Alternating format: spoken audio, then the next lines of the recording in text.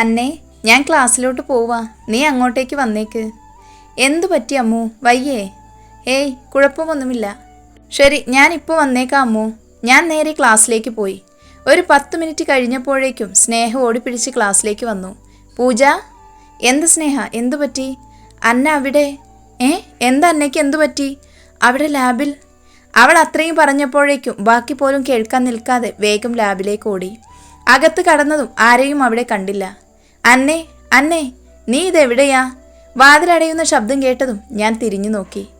എന്നെ തന്നെ നോക്കി വാതിൽ ചാരി നിൽക്കുന്ന ആളെ കണ്ടതും എൻ്റെ ഉള്ളിൽ ഭയം നിറഞ്ഞിരുന്നു. എനിക്കാണേ ശരീരം മൊത്തം തളരുന്ന പോലെ. എന്നെ കാത്തോണേ, വീണു പോവാതെ നോക്കണേ. ഉള്ളിൽ ധൈര്യം സംഭരിച്ച് ഞാൻ അർജുന് നേരെ തിരിഞ്ഞു. അർജുൻ, നീ എന്തേ കാണിക്കുന്നേ? മര്യാദയ്ക്ക് വാതിൽ തുറക്ക്. നീ എന്താടി കരുതിയേ? നിന്റെ കയ്യിൽ നിന്നും തല്ലും വാങ്ങി ഞാൻ മിണ്ടാതെ പോയത് നിന്നെ പേടിച്ചിട്ടാണെന്നോ? എങ്കിൽ മോൾക്ക് തെറ്റി. ഇതുപോലൊരവസരത്തിന് തന്നെയാണ് ഞാൻ കാത്തിരുന്നേ. അർജുൻ, വേണ്ട, വെറുതെ ആവശ്യമില്ലാത്ത പ്രശ്നം ഉണ്ടാക്കരുത്. ആര് പ്രശ്നം ഉണ്ടാക്കി? എൻ്റെ ഇഷ്ടം പറഞ്ഞപ്പോൾ എന്തായിരുന്നു നിന്റെ ഒരു അഹങ്കാരം? അതിൻ്റെ പേരിൽ എല്ലാവരുടെയും മുന്നിൽ വെച്ച് എൻ്റെ മുഖത്തടിച്ചത് ഞാൻ ക്ഷമിക്കണോ? ഇഷ്ടം അത് നിനക്ക് മാത്രം തോന്നിയാൽ മതിയോ? എനിക്കും തോന്നേണ്ടേ അർജുൻ? പിന്നെ നിന്നെ തല്ലിയത് എൻ്റെ കയ്യിൽ നിന്നും ചോദിച്ച് വാങ്ങിയതല്ലേ നീ? ഇത്രയൊക്കെ ആയിട്ടും നിന്റെ അഹങ്കാരത്തിനൊരു കുറവും ഇല്ലല്ലോ. നിന്നെ എവിടുന്ന് ആര് രക്ഷിക്കാൻ വരുമെന്ന് കരുതിയാണ് മോൾ ഇങ്ങനെ കിടന്ന് തിളക്കുന്നത്? ഓ, ഞാൻ മറന്നു, നിന്റെ മറ്റവ ഇവിടെ ഉണ്ടല്ലോ അല്ലേ, മിസ്റ്റർ പ്രേം കൈലാഷ് ശർമ്മ. പക്ഷേ അത് നിന്റെ ആഗ്രഹം മാത്രമാണ് പൂജ. അതുപോലെ തന്നെ മിസ്സസ് പൂജ പ്രേം കൈലാഷ് ശർമ്മയാകും എന്നത് വെറും മോഹം മാത്രമാണ്, ആഗ്രഹമല്ല അർജുൻ. ഈ പൂജ ഈ ജന്മം മാത്രമല്ല, ഇനിയുള്ള എല്ലാ ജന്മവും പ്രേമിൻ്റെ മാത്രമായിരിക്കും. അപ്പോഴേക്കും വാതിൽ ചവിട്ടി തുറന്ന് അകത്തു വന്ന ആളെ കണ്ടതും എൻ്റെ ചുണ്ടിലൊരു പുഞ്ചിരി വിരിഞ്ഞു. അർജുൻ നിന്നിടത്തു നിന്നും അനങ്ങുന്നതിന് മുൻപ് തന്നെ ആദ്യത്തെ അടി വീണിരുന്നു.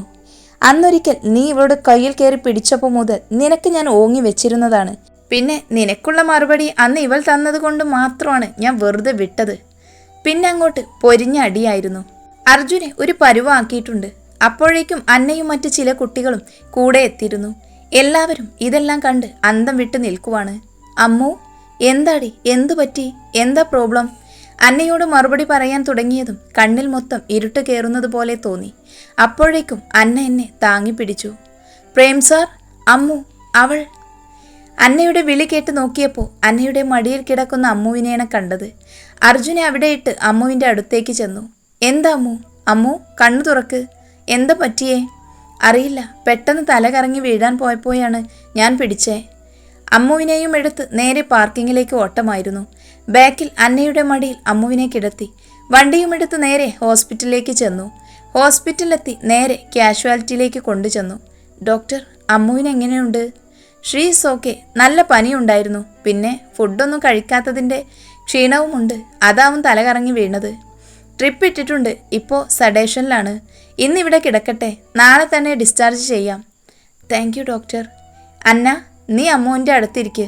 ഞാൻ അങ്കിളിനെ ഒന്ന് വിളിച്ചു പറയട്ടെ. ശരി സാർ. കണ്ണു തുറന്നപ്പോൾ ഞാൻ ഹോസ്പിറ്റലിലാണെന്ന് മനസ്സിലായി. എൻ്റെ അടുത്തിരിക്കുന്ന അന്നയെയാണ് കണ്ടത്. അമ്മു, എങ്ങനെയുണ്ടടി? അയാം ഓക്കേടാ. മനുഷ്യനെ പേടിപ്പിച്ച് കളഞ്ഞല്ലോ നീ. കിച്ചുവേട്ടൻ എവിടെ അന്ന? ഇത്രയും നേരം നിൻ്റെ അടുത്ത് തന്നെ ഉണ്ടായിരുന്നു. ഇപ്പോൾ ഒരു കോൾ വന്നപ്പോൾ പുറത്തോട്ട് പോയതാ. അല്ലമ്മു, നീ എങ്ങനെയാണ് ലാബിൽ ചെന്നത്? അവിടെ എന്താ നടന്നത്?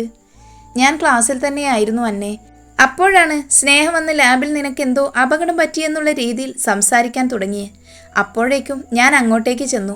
ആരെയും കാണാതെ തിരികെ വരാൻ തുടങ്ങിയപ്പോൾ അർജുൻ അകത്ത് കയറി ഡോറ് ലോക്ക് ചെയ്തിരുന്നു. എന്തോ ഭാഗ്യം കൊണ്ട് കൃത്യസമയത്ത് കിച്ചുവേട്ടനെത്തി. അതുകൊണ്ട് കൂടുതലൊന്നും സംഭവിച്ചില്ല.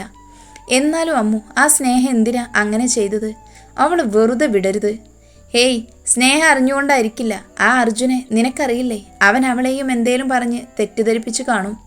ചിലപ്പോൾ അതാവും ശരി, അല്ലാതെ അവൾ എന്തിനാ അങ്ങനെയൊക്കെ ചെയ്യുന്നേ? അപ്പോഴേക്കും കിച്ചുവേട്ടൻ കയറി വന്നു. ആ, ഉണർന്നോ? എങ്ങനെയുണ്ട് അമ്മു? ഇപ്പോൾ കുഴപ്പമൊന്നുമില്ലല്ലോ. എനിക്കിപ്പോൾ കുഴപ്പമൊന്നുമില്ല കിച്ചുവേട്ടാ. കിച്ചുവേട്ടൻ എങ്ങനെയാ കൃത്യസമയത്ത് അവിടെ എത്തിയത്? ഞാൻ മുകളിൽ നിന്ന് ഫോൺ ചെയ്യുമ്പോഴാണ് നീ ലാബിലേക്ക് ഓടുന്നത് കണ്ടത്. നീ അങ്ങോട്ടേക്ക് കയറിയത് തൊട്ട് പുറകെ ആ അർജുൻ അകത്ത് കയറിയത് കണ്ടപ്പോഴേ എനിക്കെന്തോ ഒരു പന്തികേട് തോന്നിയത് കൊണ്ടാണ് ഞാൻ അങ്ങോട്ടേക്ക് വന്നത്. വീട്ടിൽ പറഞ്ഞോ കിച്ചുവേട്ടാ? ആ, അങ്കിളിനെ വിളിച്ച് പറഞ്ഞിരുന്നു. എല്ലാം പറഞ്ഞോ? ഇല്ല, നിനക്ക് പനി കൂടി ഹോസ്പിറ്റൽ കൊണ്ടുവന്നു എന്നാ പറഞ്ഞേ. നന്നായി, വേറൊന്നും പറയണ്ട. പിന്നെ അത് മതി. അർജുൻ, അവനിപ്പോൾ എന്താ സംഭവിച്ചത്? പ്രിൻസിപ്പാൾ വിളിച്ചിരുന്നു. അവൻ്റെ വീട്ടുകാർ വന്ന് TC വാങ്ങിപ്പോയി. എന്തായാലും വേറെ പ്രശ്നങ്ങൾക്കൊന്നും അവർ നിന്നില്ല. കാരണം തെറ്റ് അവൻ്റെ ഭാഗത്തായതുകൊണ്ട്. പിന്നെ നീ ഒരു കംപ്ലൈൻറ്റ് കൊടുത്താൽ അതോടെ അവൻ്റെ കാര്യത്തിലൊരു തീരുമാനമാകില്ലേ? അതുകൊണ്ട് അവർ പ്രശ്നമൊന്നുമില്ല എന്ന് പറഞ്ഞു പോയി. ഏതായാലും ആ ശല്യം അങ്ങനെ കഴിഞ്ഞല്ലോ, അതെന്നെ ഭാഗ്യം. അപ്പോൾ അവൻ്റെ ഈ ഒരു വർഷം പോവും. ഇതിപ്പോൾ ഈ സെം കഴിഞ്ഞില്ലേ, എക്സാം ആയില്ലേ. ഇനി അടുത്ത അധ്യയന വർഷമല്ലേ പുതിയൊരു കോളേജിൽ ചേരാൻ കഴിയൂ. അമ്മു മോളെ എന്തു പറ്റി? അച്ഛനും അമ്മയും കൂടെ വന്നു. എനിക്കൊന്നുമില്ല ഗീതാമ്മേ, കണ്ടില്ലേ ഞാൻ ഓക്കെയാണ്. നിന്നോട് ഞാൻ പറഞ്ഞതല്ലേ വയ്യെങ്കിൽ പോകണ്ട എന്ന്, അപ്പോൾ കേട്ടില്ല, എന്നിട്ട് കണ്ടില്ലേ. ഓ എൻ്റെ ഗീതാമ്മേ, എനിക്കൊന്നുമില്ല. നാളെ തന്നെ വീട്ടിൽ പോകാമെങ്കിൽ വേറെ കുഴപ്പമൊന്നുമില്ല. നീ ഇവിടെ ഉള്ളത് കൊണ്ടൊരു സമാധാനം ഉണ്ടായിരുന്നു. മോനെ സമയം എത്രയോ ആയില്ലേ, അന്നമോളെ ഒന്ന് കൊണ്ടു ചെന്ന് വിട്ടിട്ട് വാ മോനെ. ശരിയെങ്കിൽ അന്ന പോവാം. അമ്മു എന്ന് ഞാൻ ചെല്ലട്ടെ, നാളെ രാവിലെ ഇങ്ങ് വരാം. ശരി, നീ രാവിലെ ഇങ്ങോട്ട് വരണ്ട, രാവിലെ തന്നെ ഡിസ്ചാർജ് ആവും, നീ വീട്ടിലോട്ട് വന്നാൽ മതി. അമ്മു ഞാൻ അന്നയെ ആക്കി ഫ്ലാറ്റിലൊന്ന് പോയി ഫ്രഷ് ആയിട്ട് ഇങ്ങ് വരാം. ശരി കിച്ചുവേട്ടാ. അവർ പോയി കുറച്ചു കഴിഞ്ഞ് ഞാൻ വീണ്ടും മയക്കത്തിലേക്ക് വീണു. ദിവസങ്ങൾ പെട്ടെന്ന് കടന്നുപോയി. പഠിത്തവും എക്സാമും എല്ലാം ഫുൾ ബിസി ആയിരുന്നു. അതിനിടയിൽ കല്യാണത്തിനുള്ള തീയതി ഫിക്സ് ചെയ്തു. എക്സാം കഴിഞ്ഞ് രണ്ടാമത്തെ ആഴ്ചയിലുള്ള സൺഡേ ആണ് ഡേറ്റ്. ഇന്ന് ലാസ്റ്റ് എക്സാം ആയിരുന്നു. എക്സാം കഴിഞ്ഞ് കിച്ചുവേട്ടൻ്റെ ഒപ്പം ഫ്രണ്ട്സിനെയും ടീച്ചേഴ്സിനെയും എല്ലാം പോയി കല്യാണം ക്ഷണിച്ചു. തിരികെ അന്നയെ വിളിച്ചുകൊണ്ട് വരാൻ തുടങ്ങിയപ്പോഴാണ് സ്നേഹയെ ഞാൻ കണ്ടത്.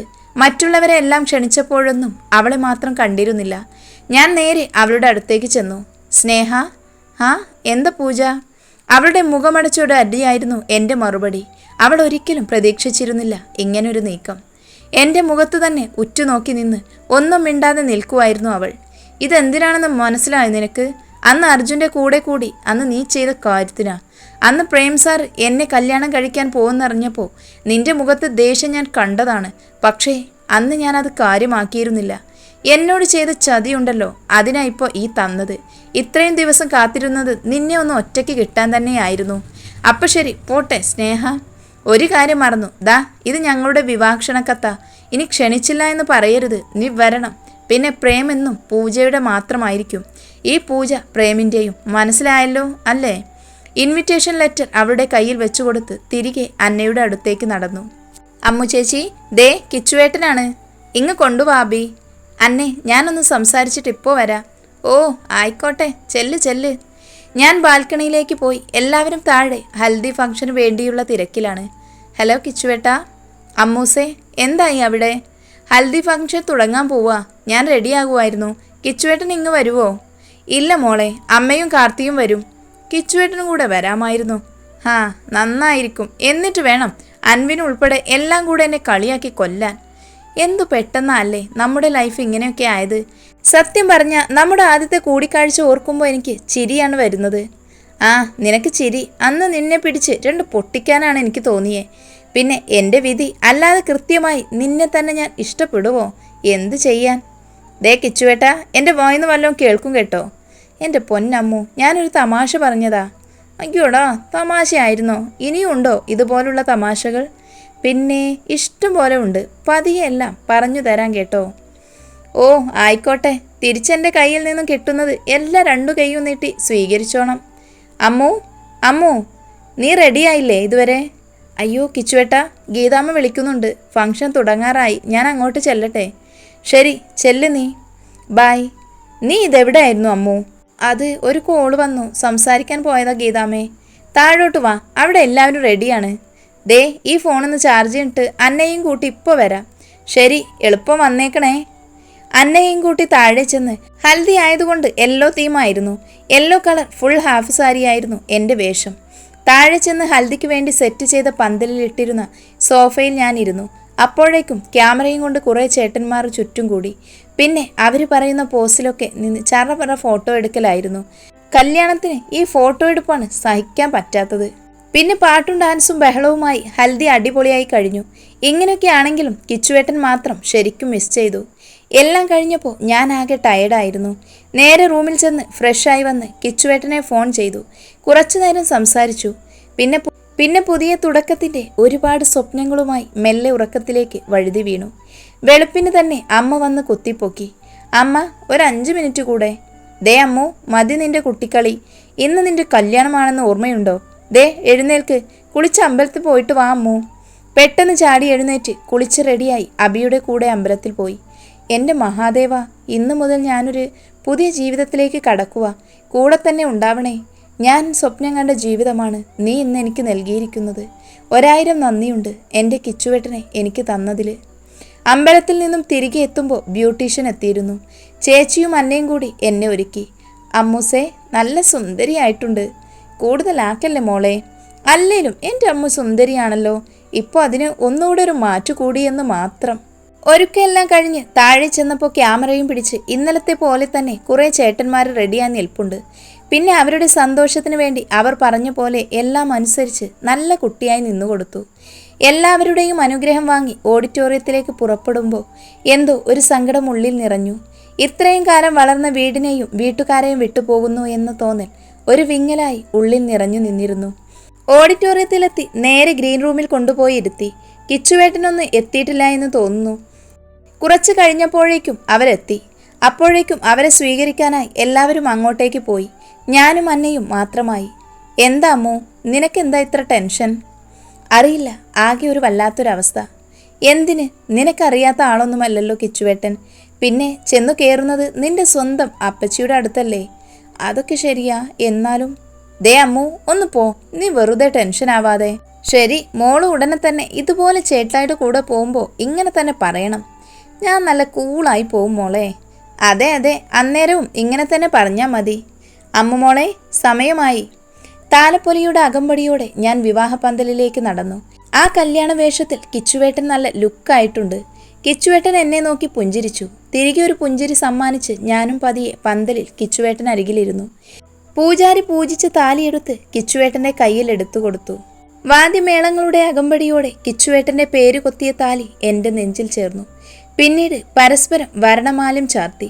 കിച്ചുവേട്ടൻ്റെ സുന്ദരമായ വിരൽ കൊണ്ട് എൻ്റെ സീമന്തരേഖയിൽ ചുവപ്പ് പടരുമ്പോഴും എൻ്റെ മനസ്സിൽ ഒരു പ്രാർത്ഥന മാത്രമേ ഉണ്ടായിരുന്നുള്ളൂ. ഈ ജന്മം മാത്രമല്ല, ഇനിയുള്ള എല്ലാ ജന്മങ്ങളിലും ഈ താലിയുടെ സിന്ദൂരത്തിൻ്റെയും അവകാശിയാക്കണേ എന്ന പ്രാർത്ഥന മാത്രം. പ്രേമിൻ്റെ മാത്രം പൂജയായി, പ്രേമപൂജയായി എല്ലാ ജന്മവും ഒന്നു ചേരട്ടെ.